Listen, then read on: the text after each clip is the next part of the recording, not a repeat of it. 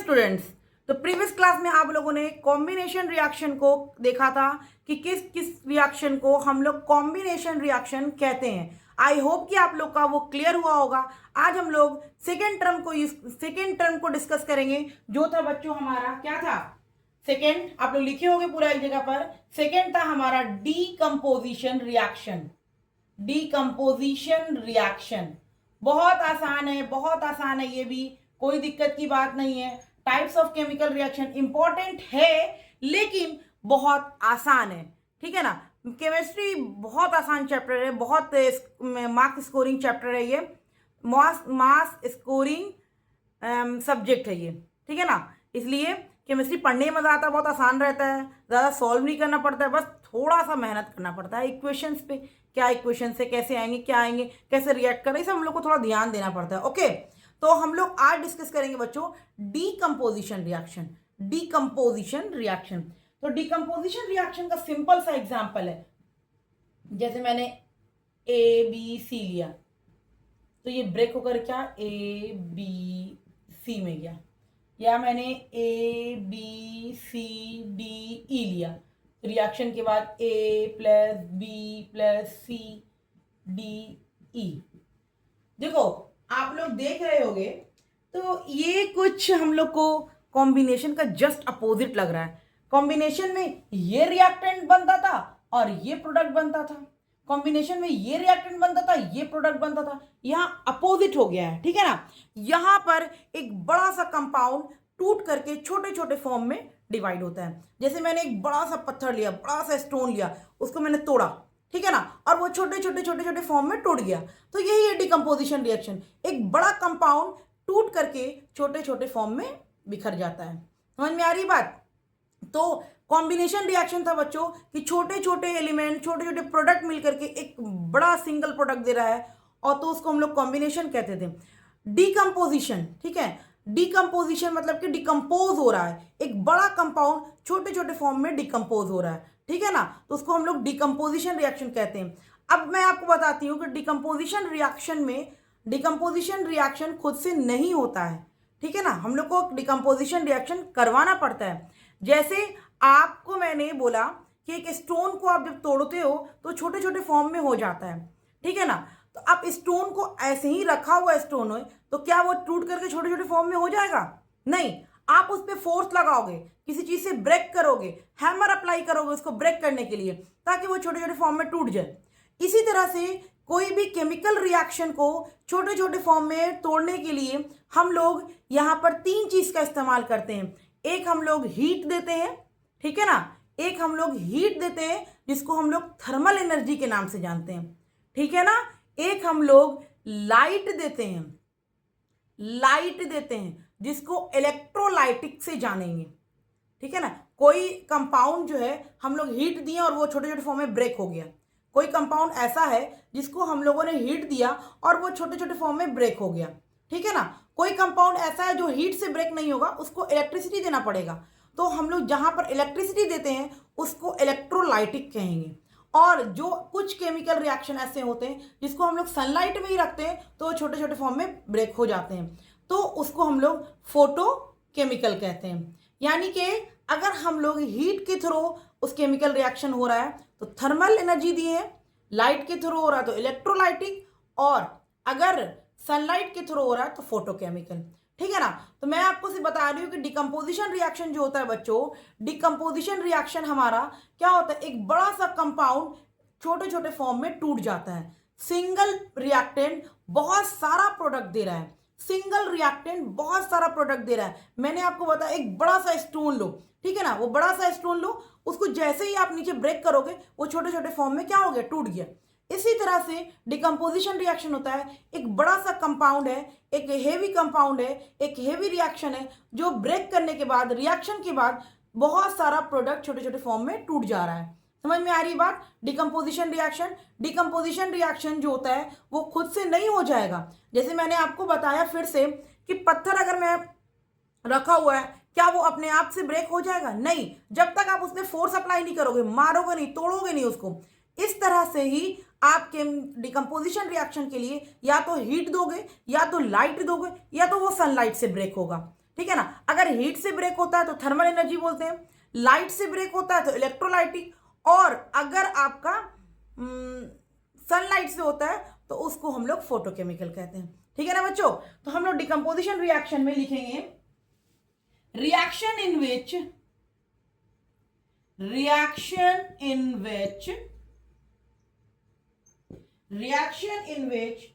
one compound decomposes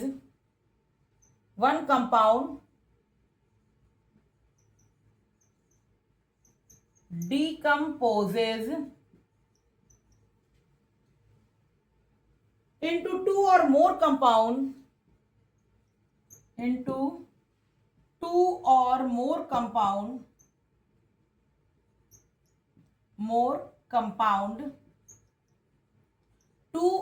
more compound और element, compound और element भी लिख सकते हो, और एलिमेंट। ठीक है। तो डिकम्पोजिशन रिएक्शन हमारा क्या है बच्चों, सिंपल सा कॉम्बिनेशन में क्या देखें, छोटा छोटा रिएक्टेंट मिलकर के एक सिंगल प्रोडक्ट दे रहा है, और डिकम्पोजिशन में क्या दे रहे हैं, एक बड़ा सा कंपाउंड टूट करके छोटा छोटा प्रोडक्ट दे रहा है। ठीक है। सेम एग्जांपल, जैसे हम लोग स्टोन का, इसलिए मैं एग्जांपल दे रही हूं क्योंकि आप डेली लाइफ में वो करते हो। एक हेवी स्टोन है, अगर आप उसको क्या करते हो, तोड़ते हो, तो वो छोटे छोटे फॉर्म में ब्रेक हो जाता है। इसी तरह से डिकम्पोजिशन रिएक्शन है, एक बड़ा सा कंपाउंड है, वो रिएक्शन के बाद छोटे छोटे फॉर्म में ब्रेक हो जाता है।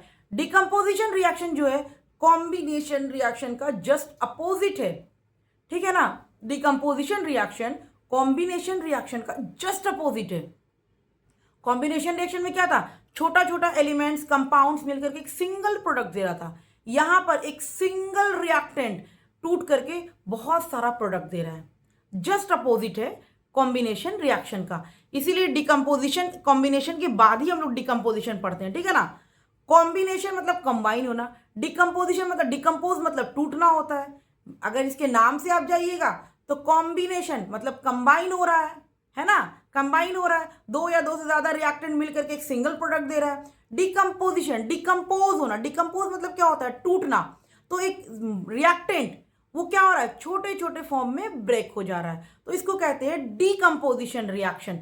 जैसे मैं एग्जांपल ले लेती हूं इसका, जैसे मैं एग्जांपल लेती हूं जिंक कार्बोनेट। ठीक है। जिंक कार्बोनेट को जब हम लोग हीट करते हैं बच्चों, जिंक कार्बोनेट बोलते हैं इसको, जब हम लोग हीट करते हैं तो ये हमको देता है जिंक ऑक्साइड और प्लस कार्बन डाइऑक्साइड गैस देता है।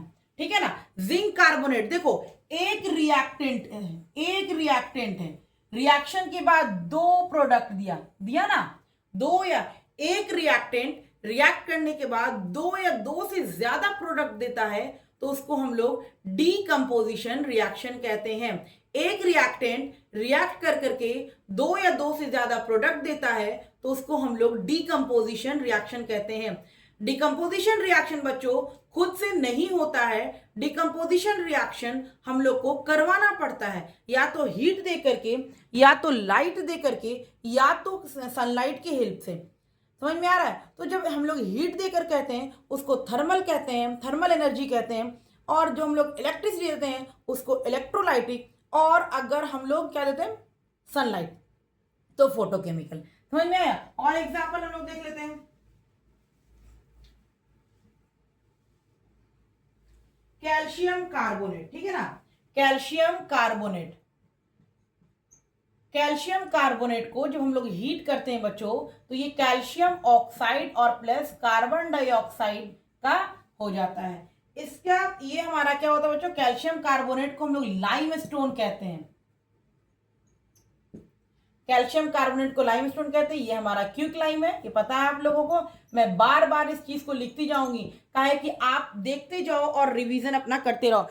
क्विक लाइम, स्लैग लाइम और लाइम स्टोन, ये तीन नाम में अक्सर बच्चे कंफ्यूज होते हैं, इसलिए तीनों नाम को मैं जब भी एग्जाम्पल लूंगी उसके नीचे जरूर ऐड करूंगी, और आप लोग भी ध्यान से देखना। ठीक है ना। क्वेश्चंस गलत नहीं करना। देखो बच्चों, मैंने लाइम स्टोन को लिया, लाइम स्टोन को जब मैंने हीट किया तो ये कैल्शियम ऑक्साइड दे दिया और कार्बन डाइऑक्साइड गैस बाहर चला गया।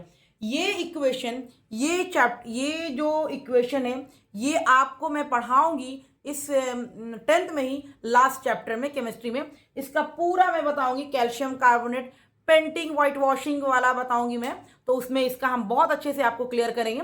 लेकिन अभी फिलहाल हम लोग को सिर्फ एग्जाम्पल देखना है डिकम्पोजिशन रिएक्शन का, ठीक है ना।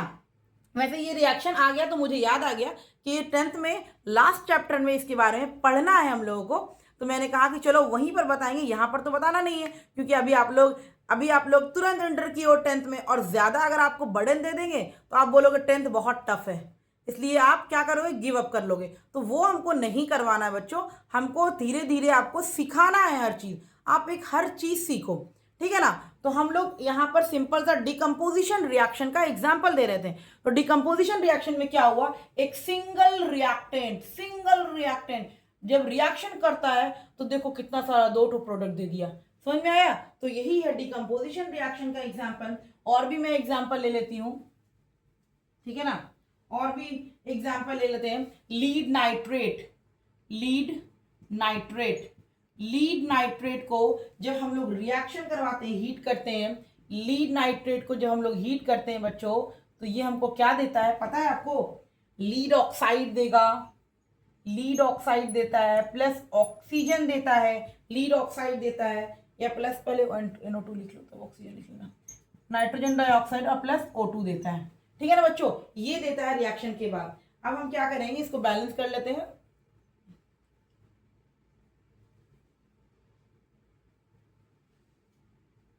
चलिए, ये इक्वेशन मेरा बैलेंस्ड हो गया। देखो बच्चों, मैंने बैलेंस इसलिए किया, आपको भी बैलेंस करना पड़ेगा, क्योंकि अब आप बैलेंस सीख चुके हो। अगर आपने कोई रिएक्शन लिखा और उसको बैलेंस नहीं किया तो आपको टीचर मार्क्स नहीं देने वाला है, समझ में आ रही है बात। क्योंकि आपको रिएक्शन जब कहीं पर भी कराओगे आपको वो बैलेंस करवाना ही पड़ेगा। अगर आपने बैलेंस नहीं करवाई तो आपका रिएक्शन गलत हो जाएगा, इस बात को आप ध्यान रखिएगा। मैं आपको बता दे रही हूँ बार बार, अब आप बैलेंस करना सीख गए हो और आप 10th क्लास 9 तक में आप इक्वेशन कुछ भी लिखते होगे तो आपका कोई गलत बैलेंसिंग नहीं चेक करता है टीचर, क्योंकि वहाँ पर आपको बैलेंसिंग पढ़ना नहीं रहता है। अब आप 10th क्लास में इंटर कर गए हो, आपको बैलेंसिंग पढ़ना है, तो आपको कहीं पर भी आप इक्वेशन लिखोगे आपको बैलेंस करना पड़ेगा, अदरवाइज आपका नंबर नहीं मिलेगा, 0 नंबर मिलने वाला है। अगर आपने रिएक्शन सही लिखा, मान लिया कि मैंने ये रिएक्शन लिखा, ठीक है, मैं अभी इसको बैलेंसिंग को इरेज कर रही हूँ, ठीक है, मैंने ये इक्वेशन लिखा, ये इक्वेशन मेरा सही है, ये इक्वेशन सही है। लीड नाइट्रेट जब रिएक्ट करता है बच्चों तो लीड ऑक्साइड, नाइट्रोजन डाइऑक्साइड और ऑक्सीजन देता है, ये रिएक्शन मेरा सही है। लेकिन अगर मैंने इसको बैलेंस नहीं किया, ये सही रिएक्शन में भी टीचर मार्क्स नहीं देने वाला है, इसलिए रिएक्शन को बैलेंस जरूर करिएगा, वरना आपको क्या मिलेगा, 0। कितना मिलेगा, 0, ठीक है बच्चों। तो अब हम लोग क्या करते हैं, लीड नाइट्रेट को रिएक्शन करवाएं, तो देखिए कितना सारा प्रोडक्ट दिया ना, कितना सारा प्रोडक्ट दिया। तो लीड देख लीजिए, सिंगल रिएक्टेंट कितना सारा प्रोडक्ट दिया। तो ये एग्जांपल है आपका डीकंपोजिशन रिएक्शन का, सिंगल रिएक्टेंट बहुत सारा प्रोडक्ट दे रहा है, तो डीकंपोजिशन रिएक्शन, बहुत सारा रिएक्टेंट मिलकर के सिंगल प्रोडक्ट दे रहा है, तो कॉम्बिनेशन रिएक्शन, ठीक है ना।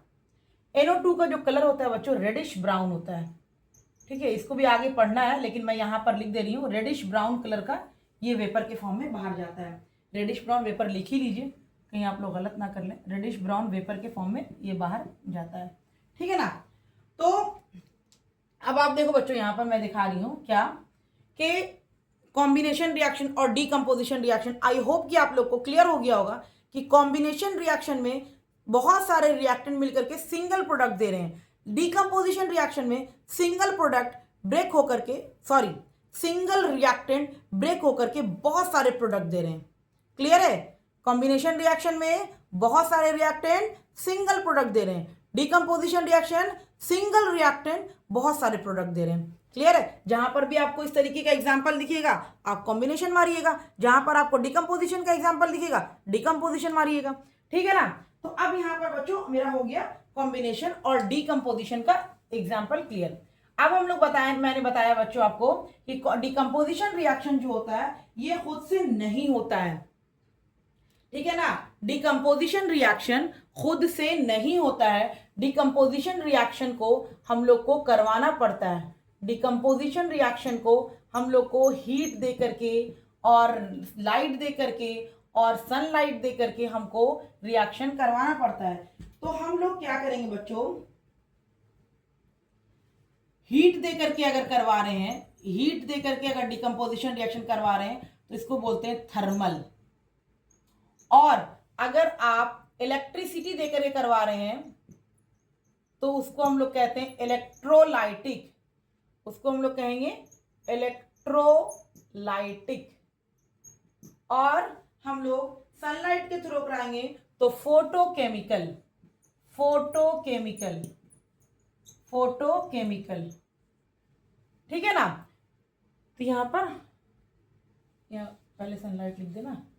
सनलाइट के थ्रू अगर करवा रहे हैं तो इसको हम लोग कहते हैं बच्चों फोटोकेमिकल।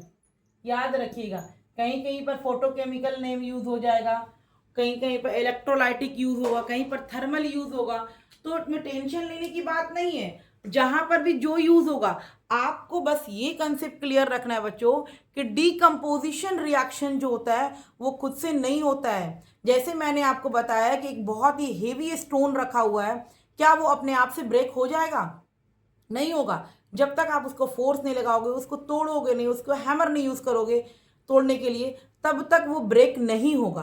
क्लियर है पॉइंट। इसी तरह से डिकम्पोजिशन रिएक्शन में एक बड़ा सा रिएक्टेंट है, वो खुद से छोटे छोटे फॉर्म में ब्रेक नहीं होता है। उसको हम लोग या तो हीट देकर करवाते हैं, या तो इलेक्ट्रिसिटी देकर करवाते हैं, या तो सनलाइट देकर करवाते हैं। अगर जहां पर हीट देकर के हम लोगों ने डिकम्पोजिशन रिएक्शन करवाया है उसको हम लोग कहते हैं thermal decomposition reaction, thermal decomposition reaction, thermal decomposition composition reaction. अगर कहीं पर आपको थर्मल डिकम्पोजिशन रिएक्शन नाम आ जाएगा तो आप टेंशन मत लीजिएगा, आप कहिएगा कि ये डिकम्पोजिशन रिएक्शन ही है, बस यहां पर हीट से यूज किया गया है इसीलिए थर्मल डिकम्पोजिशन रिएक्शन दिया गया है। कहीं पर भी आपको नाम में आप बुक पढ़ना तो आपको अगर थर्मल डिकम्पोजिशन नाम आ जाएगा तो आपको टेंशन लेने की बात नहीं है कि मैंने तो डिकम्पोजिशन रिएक्शन पढ़ा था, ये थर्मल डिकम्पोजिशन कहाँ से आ गया। तो आपको टेंशन नहीं लेना है, आपको बस ये याद रखना है कि ये भी डिकम्पोजिशन रिएक्शन ही है, लेकिन यहां पर डिकम्पोज करवाने के लिए हीट का यूज किया गया। क्लियर है पॉइंट। कहीं पर भी आपको थर्मल डिकम्पोजिशन दिख जाए कहीं पर भी तो आप ये टेंशन नहीं लेना कि भाई मैंने तो सिर्फ डिकम्पोजिशन पढ़ा था, ये थर्मल डिकम्पोजिशन कहां से आ गया। तो आपको मैं क्लियर कर दूं कि थर्मल डिकम्पोजिशन कोई नया टर्म नहीं है, डिकम्पोजिशन रिएक्शन ही है, बस हीट का यूज किया गया है डिकम्पोज करने के लिए, हीट का इस्तेमाल किया गया डिकम्पोज करने के लिए, इसीलिए इस रिएक्शन को थर्मल डिकम्पोजिशन रिएक्शन कहा गया है। ठीक है। यहां पर इलेक्ट्रोलाइटिक रिएक्शन या इलेक्ट्रोलाइटिक डिकम्पोजिशन रिएक्शन कह सकते हो या इलेक्ट्रोलाइटिक रिएक्शन कह सकते हो, इसका तो आपको पढ़ना होगा। इलेक्ट्रोलाइसिस चैप्टर आपका है, लास्ट में टॉपिक है जिसको मैं क्लियर करूंगी, लेकिन अभी तो आपको सिर्फ नाम जानना है बच्चों कि नाम क्या है इलेक्ट्रोलाइटिक। अब कुछ थर्मल डिकम्पोजिशन, कुछ डिकम्पोजिशन रिएक्शन, कुछ कंपाउंड ऐसे होते हैं जो हीट से नहीं जा रहे हैं, तो लोग क्या करते हैं, मतलब कि क्या किया गया, उसको इलेक्ट्रिसिटी के थ्रू उसको ब्रेक कराया गया, डिकम्पोज किया गया। तो जहां पर इलेक्ट्रिसिटी का यूज किया गया वहां पर इलेक्ट्रोलाइटिक हो जाएगा। और जहां पर रिएक्शन, कुछ कंपाउंड ऐसे होते हैं जिसको हम लोग सनलाइट में छोड़ देते हैं तो वो छोटे छोटे फॉर्म में ब्रेक हो जाते हैं, तो सनलाइट के थ्रू अगर वो डिकम्पोज हो रहे हैं तो उसको हम लोग कहते हैं फोटोकेमिकल डिकम्पोजिशन रिएक्शन। क्लियर है पॉइंट। तो ये तीनों में आपको कोई भी दिक्कत नहीं होना चाहिए, कोई भी दिक्कत नहीं होना चाहिए, वरना क्या होगा कि आप पढ़ने बैठोगे, आप बोलोगे भाई मैंने तो डिकम्पोजिशन पढ़ा था, थर्मल कहाँ से आ गया, इलेक्ट्रोलाइटिक कहाँ से आ गया, फोटोकेमिकल कहाँ से आ गया। तो अब आपको टेंशन लेने की जरूरत नहीं है, मैंने आपका थर्मल भी क्लियर कर दिया कि हीट के थ्रू डिकम्पोज किया गया है, इलेक्ट्रोलाइटिक भी क्लियर कर दिया, इलेक्ट्रिसिटी के थ्रू डिकम्पोज किया गया। उसके बाद लास्ट वन था कि फोटोकेमिकल यानी कि सनलाइट के थ्रू ब्रेक किया गया। यही है डिकम्पोजिशन रिएक्शन। अब डिकम्पोजिशन रिएक्शन के बाद मैं एक दो टर्म आपको बताऊंगी, endothermic reaction and exothermic reaction, क्योंकि डिकम्पोजिशन रिएक्शन जो बच्चों होता है ये हमारा एंडोथर्मिक रिएक्शन होता है। तो पहले हम लोग जान लेंगे कि एंडोथर्मिक रिएक्शन होता क्या है। तो हम लोग दो तरह का रिएक्शन पढ़ेंगे बच्चों, एक पढ़ेंगे एक्सोथर्मिक रिएक्शन, और एक हम लोग पढ़ेंगे, मैं यहीं पे लिख देती हूं, एंडोथर्मिक रिएक्शन। ठीक है, क्योंकि हम इसलिए यहां पर बता रहे हैं बच्चों, क्योंकि डिकम्पोजिशन रिएक्शन जो होता है वो हमारा एंडोथर्मिक होता है। डिकम्पोजिशन रिएक्शन जो बच्चों हमारा होता है वो क्या होता है, एंडोथर्मिक होता है। तो डिकम्पोजिशन रिएक्शन हमारा जब एंडोथर्मिक होता है तो हम लोग क्या करेंगे, पहले उसको क्लियर करेंगे ना कि डिकम्पोजिशन रिएक्शन हमारा एंडोथर्मिक होता है तो कैसे होता है, उसको पहले क्लियर कर लेंगे, उसके बाद ही हम लोग कुछ क्लियर करेंगे। ओके, तो हम लोग पहले इसको क्लियर करते हैं कि जो हमारा एक तो रिएक्शन तो जाने कि डिकम्पोजिशन रिएक्शन हमारा क्या होता है, एंडोथर्मिक होता है, ये हम जानेंगे। लेकिन उससे पहले हम जानेंगे एंडोथर्मिक और एक्सोथर्मिक होता क्या है, पहले वो तो जान ले। क्लियर है पॉइंट, पहले वो जान लेंगे कि एंडोथर्मिक और एक्सोथर्मिक क्या होता है, उसके बाद हम लोग डिस्कस करेंगे। ओके बच्चों, कोई दिक्कत नहीं होनी चाहिए, ठीक है ना। तो एंडोथर्मिक और एक्सोथर्मिक रिएक्शन क्या होता है मैं उसको क्लियर कर लेती हूँ। उससे पहले आप लोग डिकम्पोजिशन रिएक्शन को थोड़ा सा माइंड में रिवाइज करो कि डिकम्पोजिशन रिएक्शन क्या होता है, और इसमें थर्मल और इलेक्ट्रोलाइटिक और फोटोकेमिकल क्या होता है। एक्सोथर्मिक यहां पर मैं लिख दे रही हूं, exothermic reaction, exothermic reaction is a chemical reaction,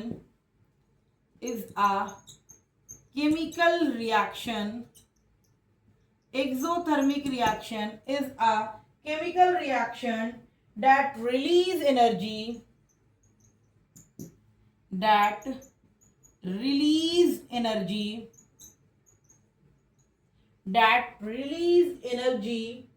in the form of heat,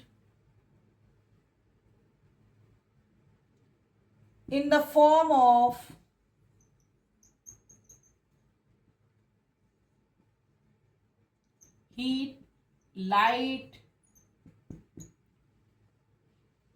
और sound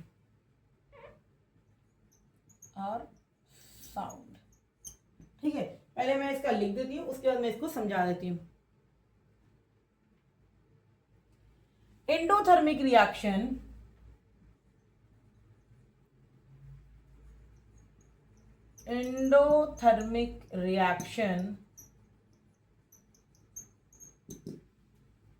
is a chemical reaction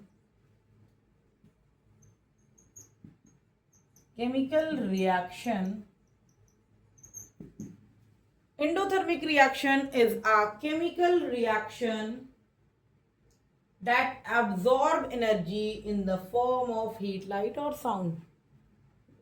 That absorb energy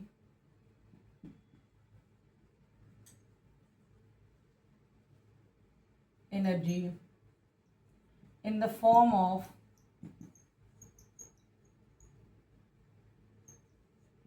heat, light and sound. ठीक है ना। देखिए, जिस रिएक्शन से हीट निकलता है, ठीक है ना, उसको हम लोग कहते हैं एक्सोथर्मिक रिएक्शन। हीट बाहर आ रहा है एक्सोथर्मिक, हीट देना पड़ रहा है एंडोथर्मिक। सिंपल सी बात हो गई, जहां पर हीट देना पड़ रहा है वो हमारा एंडोथर्मिक रिएक्शन होता है। जहां पर हीट अप्लाई कर, मान लिया कोई रिएक्शन ऐसा है, पूरे केमिस्ट्री में अभी आपकी केमिस्ट्री शुरू हो गई है, आप केमिस्ट्री पढ़ोगे, कोई रिएक्शन नहीं हो रहा है तो हम लोग को वहाँ पर हीट देना पड़ता है रिएक्शन करवाने के लिए, कहीं पर लाइट देना पड़ता है रिएक्शन करवाने के लिए, कहीं पर हम लोग को सनलाइट के थ्रू रिएक्शन करवाना पड़ता है। और कुछ रिएक्शंस ऐसे होते हैं जो ऑटोमेटिक खुद से हो जाते हैं और एक हीट निकाल देते हैं, हीट निकलता है उससे, हीट, लाइट, साउंड निकलता है, ठीक है ना। तो ये सबका एग्जाम्पल्स मैं दूंगी अभी धीरे धीरे, आप लोग इतना टेंशन लेने की जरूरत नहीं है, बस हम लोग को धीरे धीरे स्टेप पे चढ़ना है। एक बार सारा सर पे नहीं जमा लेना है कि एक बार जम गया और तुरंत उतर गया, वो काम नहीं करना, बस धीरे धीरे हर एक कंसेप्ट को सीखेंगे। तो एंडोथर्मिक रिएक्शन बच्चों याद करेंगे, जहां पर हम लोग को हीट देना पड़ा, जहां पर हम लोग को एनर्जी देना पड़ा, जहां पर हम लोग को एनर्जी देना पड़ा, चाहे हीट के फॉर्म में, लाइट के फॉर्म में, सनलाइट के फॉर्म में, किसी भी फॉर्म में अगर उसको एनर्जी देना पड़ रहा है तो वो एंडोथर्मिक रिएक्शन, और किसी भी फॉर्म में उससे एनर्जी निकल रहा है तो एक्सोथर्मिक रिएक्शन। जैसे मैंने एक एग्जांपल लिया था, कैल्शियम ऑक्साइड का रिएक्शन करवाए थे H2O से। आई होप कि आप लोग को अभी क्लियर होगा, मैंने प्रीवियस ही लेक्चर में कराया था। तो हम लोग को मिला था कैल्शियम हाइड्रो ऑक्साइड और प्लस हीट, ये देखिए। और जैसे मैंने यहां पर ले लेते हैं एक एग्जांपल, कैल्शियम कार्बोनेट, इसको हम लोग बोलते हैं लाइम स्टोन। इसको जब हम लोग हीट करते हैं तो calcium oxide plus carbon dioxide gas देता है।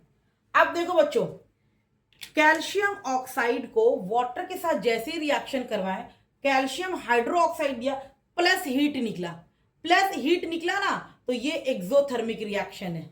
समझ में आ रही है बात? तो ये हमारा एक्सोथर्मिक रिएक्शन है। लेकिन देखो, कैल्शियम कार्बोनेट को मैंने लिया, कैल्शियम कार्बोनेट ऐसे ही रखा हुआ, कुछ नहीं हो रहा है उसमें, तो हम लोग क्या किए, इसमें हीट अप्लाई की। ये हीट का सिग्नेचर है बच्चों, आगे जाकर के पढ़ोगे, ये हीट को डिनोट करते हैं, ठीक है, ट्रायंगल से। आगे जाकर के पढ़ोगे डेल्टा यू बोलते हैं, ठीक है ना। वो अभी टेंशन नहीं लेना है क्या है क्या, मैं अभी आपको जो बता रही हूँ बस उसको अब जानना है कि ये मेरा क्या है, हीट है।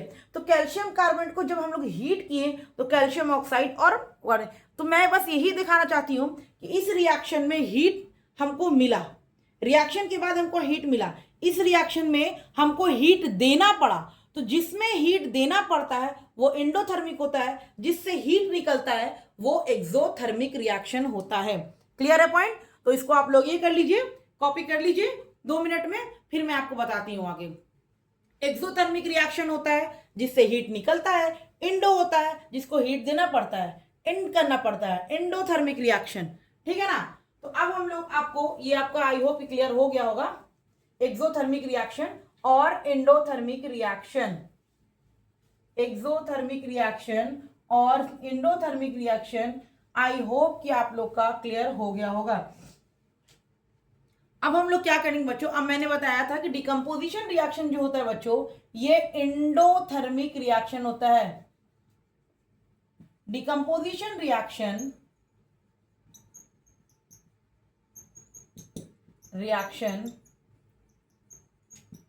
Is a endothermic reaction, endothermic reaction, ठीक है ना। डिकम्पोजिशन रिएक्शन जो होता है हमारा, ये एंडोथर्मिक रिएक्शन होता है। एंडो समझ में आ गया। और मैंने डिकम्पोजिशन रिएक्शन का एग्जांपल दिया तो मैंने बताया कि एक बड़ा सा कंपाउंड छोटे छोटे फॉर्म में ब्रेक हो जाता है। रिएक्टेंट में एक बड़ा सा कंपाउंड होता है, रिएक्शन के बाद वो छोटे छोटे फॉर्म में ब्रेक हो जाता है। तो वो खुद से ब्रेक नहीं होता है, उसको ब्रेक करवाना पड़ता है, हीट दे करके, लाइट दे करके और इलेक्ट्रिसिटी दे करके हम लोग उसको ब्रेक करवाना पड़ता है। तो हीट देना पड़ रहा है, एनर्जी देना पड़ रहा है, जहां पर भी एनर्जी देना पड़ता है वो हमारा एंडोथर्मिक होता है। और डिकम्पोजिशन में एनर्जी हम लोग को देना पड़ा था, इसीलिए डिकम्पोजिशन जो होता है बच्चों, ये हमारा एंडोथर्मिक रिएक्शन होता है।